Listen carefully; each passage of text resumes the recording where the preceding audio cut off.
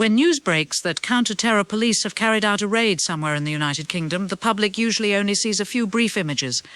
Armed officers entering a house, a suspect being arrested, police vans leaving the area. But behind those few seconds of footage is a long and complex process that can take months to prepare. A UK counter-terror raid is not a spontaneous police action. It is the final stage of a highly coordinated intelligence operation involving multiple agencies, legal authorizations, surveillance teams, and specialized tactical units. In this video, we are going to explain exactly how a UK counter-terror raid happens. We will walk through the entire process from the first intelligence signal that someone may pose a threat to the planning phase, the tactical entry, the arrest, and what happens immediately afterwards. By the end of this video, you will understand why these operations are among the most carefully planned law enforcement actions carried out in the United Kingdom. To understand a counter-terror raid, we first need to understand where the process begins. It almost never begins with a police raid. It begins with intelligence. In the UK, intelligence about potential terrorist activity can come from many different sources. Sometimes it comes from surveillance conducted by MI. Sometimes it comes from international intelligence shared by partners such as the United States, European intelligence agencies, or Five Eyes partners. Sometimes it comes from online monitoring, financial intelligence, or travel records. And sometimes it comes from a member of the public reporting suspicious behavior.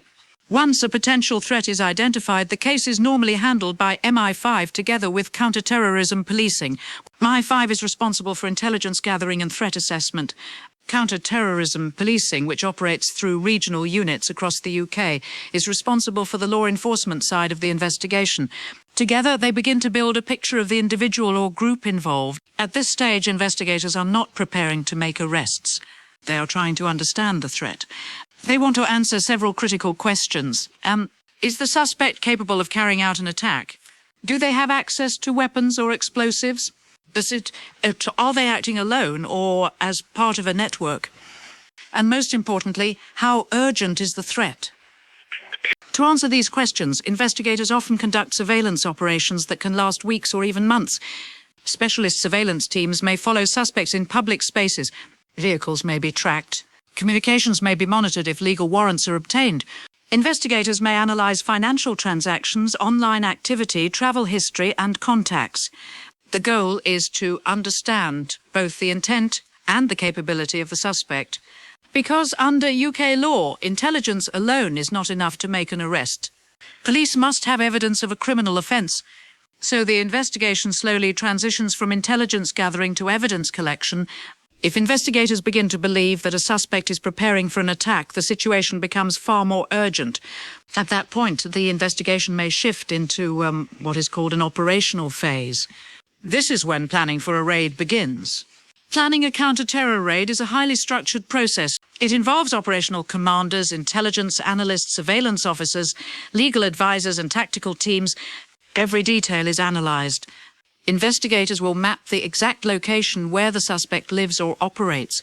They will study building layouts, entry points, nearby roads, and escape routes. They may examine aerial imagery and building plans. They also assess how dangerous the suspect might be. Do they have access to firearms? Could they have explosives? Are there other people inside the property? Are there children present? These questions determine how the raid will be carried out. In the UK, counter-terror raids are usually executed by armed officers from counter-terrorism specialist firearms units. These officers are trained to handle high-risk operations involving potentially armed suspects. But before any raid can happen, the police must obtain legal authority. Under UK law, entry into a private property normally requires a warrant issued by a judge. Investigators present evidence explaining why the raid is necessary. The warrant authorizes officers to enter the property, search for evidence, and arrest suspects if necessary. Once legal approval is obtained, the operational planning becomes extremely detailed. Teams are assigned specific roles, but one group may be responsible for the entry. Another may secure the surrounding area. Others may be responsible for searching the property once it is safe. As medical personnel are often placed on standby. Specialist explosive officers may also be prepared to respond if suspicious materials are discovered. Timing is critical. Most counter-terror raids in the UK take place early in the morning. There are several reasons for this. Suspects are more likely to be at home. Neighbourhood activity is lower. And The element of surprise is greater. When the moment arrives, the tactical phase begins. Police vehicles move into position. Roads near the target location may be temporarily blocked.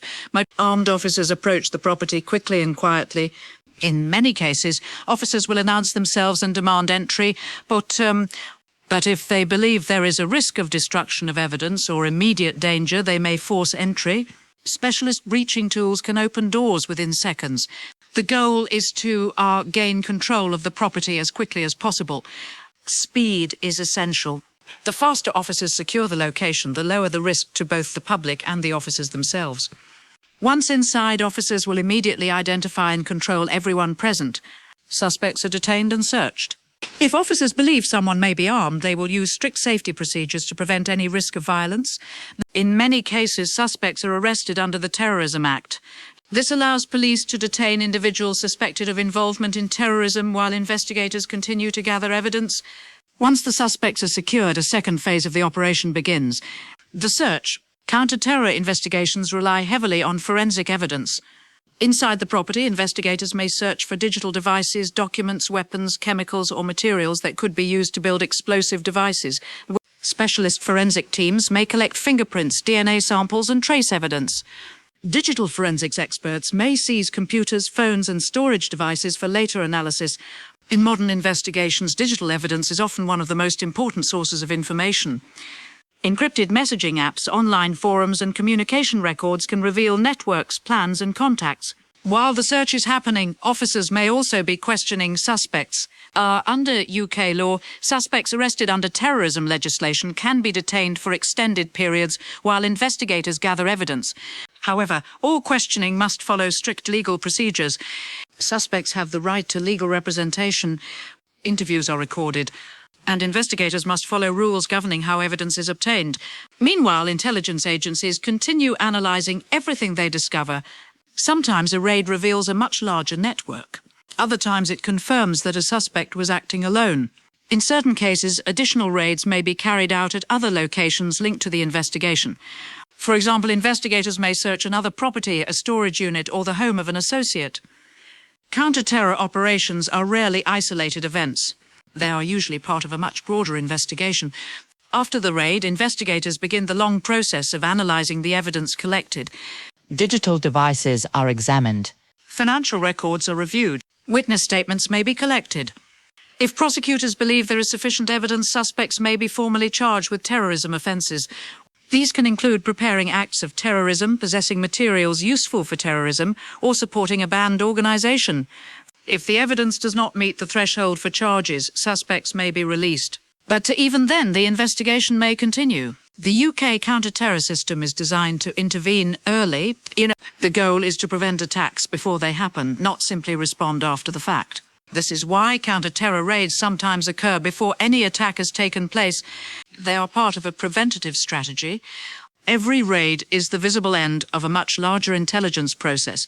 Behind every operation are analysts, surveillance teams, investigators, legal authorities, and tactical units working together. Months of investigation can culminate in a few minutes of action, and those few minutes can stop an attack before it ever happens. Counter-terror raids are therefore one of the most critical tools used by UK security services to protect the public.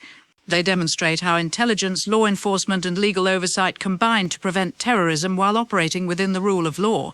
And although the public may only see the moment of arrest, the real story of a counter-terror raid begins long before officers ever arrive at the door. It begins with intelligence, and it ends with the protection of lives.